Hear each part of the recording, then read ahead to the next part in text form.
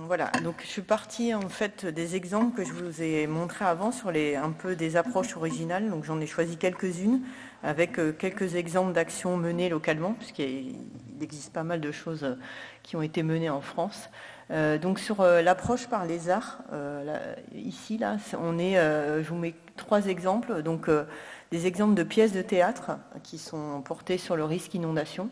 Là, vous avez une photo en bas à gauche d'une pièce de théâtre jouée à Mayotte sur le sujet du risque inondation qui peut être là pour grand public. On a d'autres exemples sur des pièces de théâtre qui sont ciblées par exemple pour les enfants ou les adolescents. Au milieu, un autre spectacle qui lui est plus un spectacle un peu immersif sur une crise inondation. Donc c'est vraiment un peu, comme il le cite, une aventure artistique autour du risque inondation, où finalement les populations ont pu jouer leur propre rôle.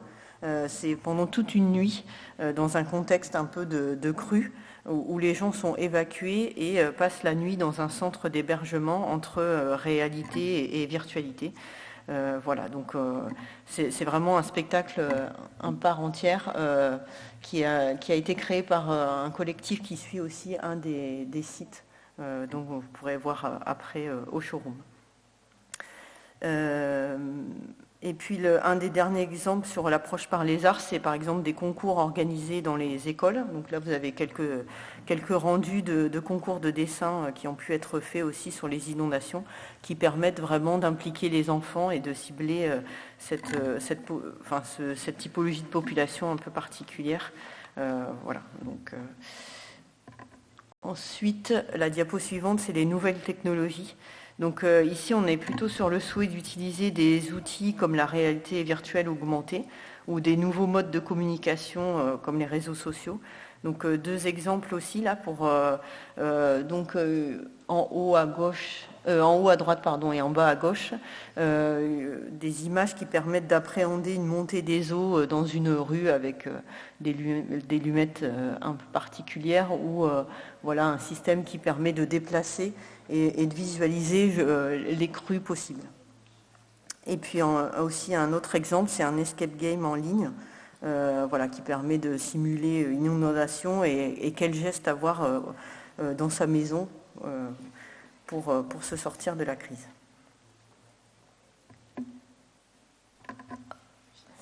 Une autre approche, c'est les activités ludiques. Donc en fait, finalement, pouvoir parler des risques dans un contexte un peu plus, on va dire, favorable, serein, l'utilisation des jeux. Donc ça peut être un jeu de société, par exemple, comme vous avez en bas à gauche, ou aussi une exposition qui avait été montée sur les risques littoraux, avec des stands, plusieurs stands avec des jeux ou des expériences un peu sensorielles autour des risques.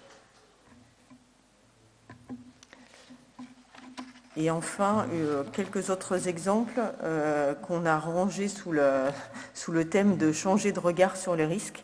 Voilà, toujours dans un registre finalement de dédramatiser le risque, avoir une vision du risque dans son environnement, dans son territoire, l'associer avec d'autres choses. Donc ça, c'est l'exemple en bas à droite de guides de randonnée qui permettent d'allier finalement l'activité sportive avec apprendre sur les risques, sur les crues qu'ils peuvent avoir sur le territoire. Et l'autre document en bas à gauche, c'est un exemple qui n'a pas été évoqué tout à l'heure, mais c'est un document réglementaire élaboré par les maires, donc qui s'appelle le DICRIM, qui permet d'informer les populations sur les risques au niveau de la commune.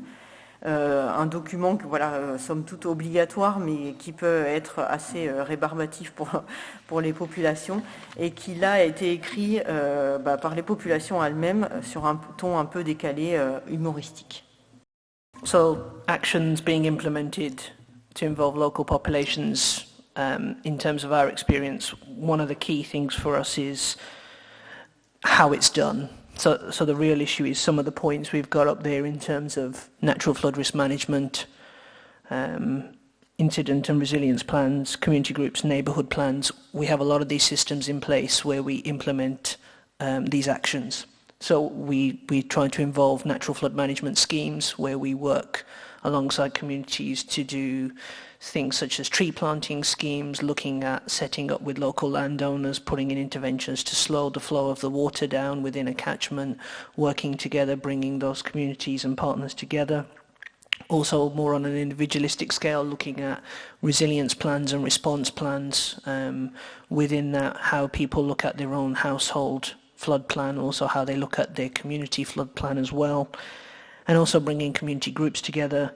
Also within that, where do they fit within their neighbourhood plan in terms of how their area will be developed in the future, in terms of more properties needed, more dwellings needed for people, and also looking at citizen science, innovative ways like some of the project work we're doing here to bring in people to look at new pilots, as mentioned in the earlier slides. But I think the real key here is, how is this done? Are these actions, are these resilience plans, are these community flood plans, are they something that is prescriptive, that is almost foisted upon people to try and get them to adopt them?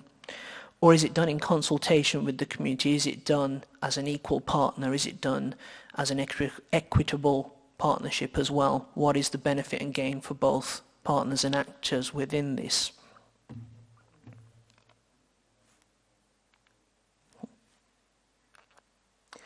So I think this is the key one, and this is kind of bread and butter for the National Flood Forum, and for us it's flood action groups. The National Flood Forum itself was set up 20 years ago through a community group, people who had flooded, who had come together because they needed to drive their solutions to their flood risk as one, as a community, as a collective voice, in partnership with the various flood risk management authorities across their area. And we've kind of grown from that. And for us, flood action groups are the key tenet. They form the basis of what we think true engagement and the right way to engage and the right way to empower people and communities who have been flooded. We have over 420 flood action groups that the National Flood Forum support across England and Wales. A Scottish Flood Forum is set up in Scotland. They have slightly different rules within that. But the real key thing is for these flood action groups is they are the ones driving how they look at the solutions, how they look at what they need to be done. They are the ones driving that partnership approach. They are the ones driving the interactions, the engagement, the work, all the other actions you saw in the previous slide with those flood risk management authorities.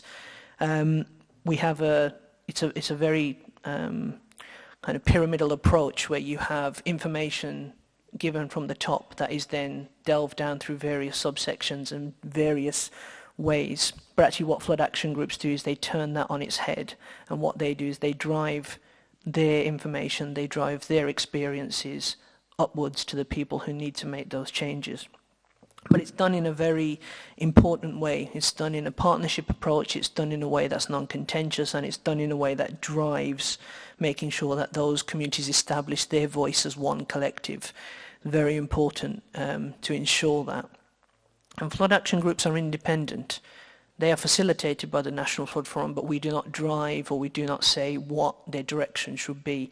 We believe that a flooded person, a flooded community, a flood action group should drive what they feel is the right way to ensure that they don't get flooded again or that they can reduce the impact of their flooding.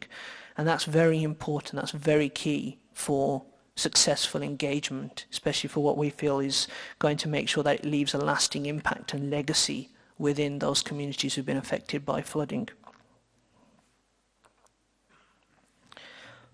Well, what are the benefits to that? What are the benefits to a community group getting together? What are the benefits of a flood action group? Well, as well as building those strong relationships with those flood risk management authorities, they do build trust. They provide accountability. They ensure that it's a two-way partnership. One of the essences of a community group, a community-led flood action group, is that that information is there continuously. One of the frustrations for many flooded people, especially in the United Kingdom, is that sometimes there's a lack of direction, there's a lack of communication between said parties. And actually what a community flood action group does is they bring those people together and they ensure that those systems and relationships stay in place long after people who work in those departments may have moved on, may have gone on to other jobs, but the key tenet is that whoever is there from the authority side knows that there's a local community, that there's a community there that are working towards ensuring that their flood risk is managed. And it's very, very important, and I must have mentioned this a few times, so you must be getting bored of me saying this, but it's that local knowledge, that imparting of that information from those communities that helps drive the information. Good information into surface water models, good information into models that depict the extent of a flood risk will help make sure that those communities are happy with what is being implemented. Also, as touched upon earlier, looking at natural flood management schemes, looking at ways that we can involve the community, involve people, make them more engaged. Communities are at the heart of understanding where they may need to put things or interventions or projects within their catchment. They will know local landowners, they will be friends, they will be within their community. Again, true engagement involves a long time to establish that we don't need to reinvent the wheel here. There are people there who have lived many years within that community. They will know, and they are the drivers of that. What we need to ensure is that as an independent facilitator, those communities have the advantages of setting up and driving it forward as a flood action group. Also, the benefit is two-way. Organisations from those flood risk management authorities get fewer calls. There's less individual responses and cases being discussed at an email level or at a telephone conversation. You direct all your conversation, you direct all your information input through that community group. And also what that flood action group then does is disseminate that information out to its wider community. Many communities, as touched upon earlier, face a whole multitude of issues outside of flooding, but actually having a direct group that focus on their flooding will make sure that all the other issues are able to kind of be compartmentalised and worked on through their local, either parishes as mentioned before, or their local authorities. And the real key thing about this as well is that a flood action group is made up of flooded people. Flooded people have one goal and one aspect in mind, is that is to make sure that they never get flooded, or never to the extent that it affects them again. It's a traumatic experience, and actually if you can make sure that you turn that into a positive outlook, people will drive that forever. And that's really the key point of that true engagement, to ensure that those flooded communities are always at the heart of that.